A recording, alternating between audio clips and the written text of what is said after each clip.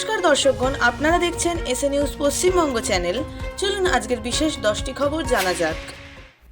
নেতাজি সুভাষচন্দ্র বসু আন্তর্জাতিক বিমানবন্দরে স্পর্শবিহীন ডিজি যাত্রা নিরাপত্তা ব্যবস্থার ট্রায়াল শুরু হয়েছে যাত্রী সুরক্ষা ও স্বাচ্ছন্দ্য বৃদ্ধির লক্ষ্যে।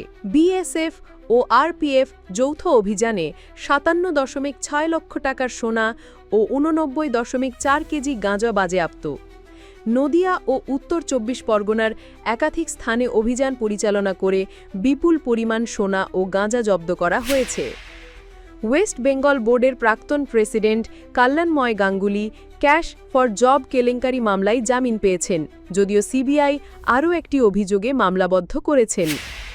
উত্তর বঙ্গোপসাগরে ঘূর্ণাবর্ত তৈরি হওয়ায় 24 থেকে 28 জুলাই পর্যন্ত দক্ষিণবঙ্গে ভারী বৃষ্টিপাতের প্রত্যাশা করা হচ্ছে। নিউটাউন এলাকায় রাতভর অভিযান, অনলাইনে প্রতারণা চক্র ভাঙল পুলিশ।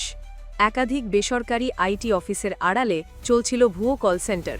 পুলিশ অভিযানে অন্তত 16 জনকে গ্রেপ্তার করেছে এবং বহু হার্ড ড্রাইভ ও নথি বাজেয়াপ্ত করেছে। অতিকায় গরমের পর আইএমডি এর পূর্বাভাস অনুযায়ী বৃহস্পতিবার থেকে ভারী বৃষ্টিপাত শুরু হতে পারে।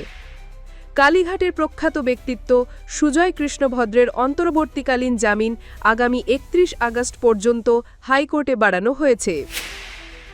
নির্বাচন কমিশন রাজ্য গোলার্ধভিত্তিক সিইওকে স্বতন্ত্র নির্বাচন বিভাগে নিযুক্ত করতে বলেছেন, যা প্রশাসনিক এবং অর্থনৈতিকভাবে সম্পূর্ণ স্বাধীনতা দেবে।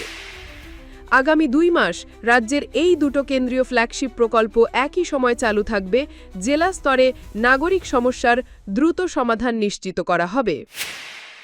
সিপিআইএম সহ বাম দলগুলোর একটি জোরালো রামধনু মিছিল কলকাতায় সংগঠিত হল, যার উদ্দেশ্য মানুষের ওপর হওয়া হেনস্থার প্রতিবাদ। তো এই ছিল আজকের মুখ্য সমাচার। এরকমই আরও নিউজ আপডেটস পেতে চোখ রাখুন এসএ নিউজ পশ্চিমবঙ্গ চ্যানেলে। সত্য যা আপনারা জানতে চান। ধন্যবাদ।